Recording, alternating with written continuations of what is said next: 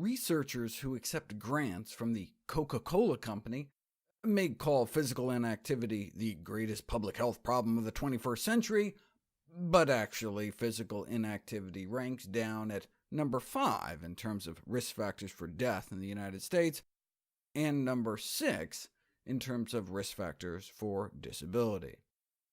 And inactivity barely makes the top 10 globally.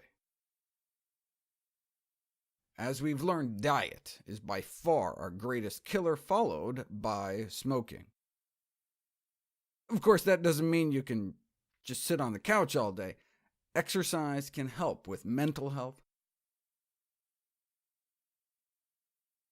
cognitive health, sleep quality, cancer prevention, immune function, high blood pressure, and lifespan extension. If the U.S. population collectively exercised enough to shave just 1% off the National Body Mass Index, 2 million cases of diabetes, 1.5 million cases of heart disease and stroke, and 100,000 cases of cancer might be prevented. Ideally, how much should we exercise?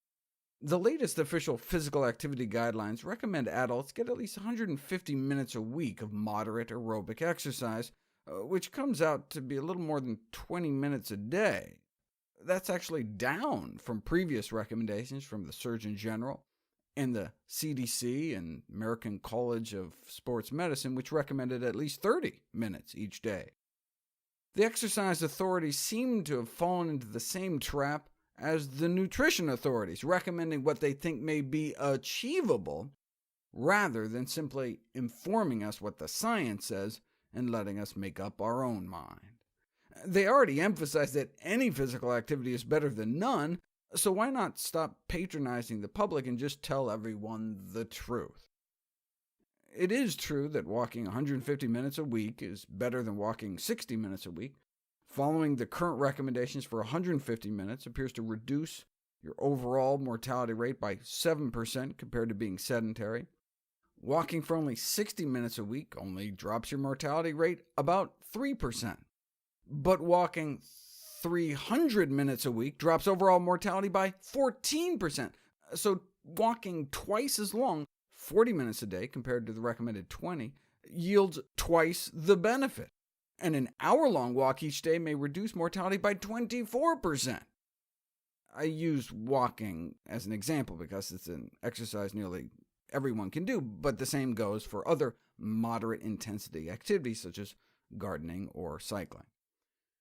This meta-analysis of physical activity dose and longevity found that the equivalent of about an hour a day of brisk 4 miles per hour walking was good, but 90 minutes was even better.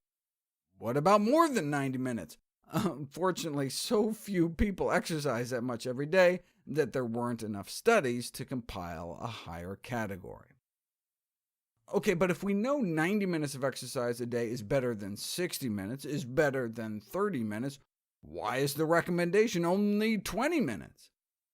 I understand that only about half of Americans even make the recommended 20 minutes a day, so the authorities are just hoping to, nudge people in the right direction.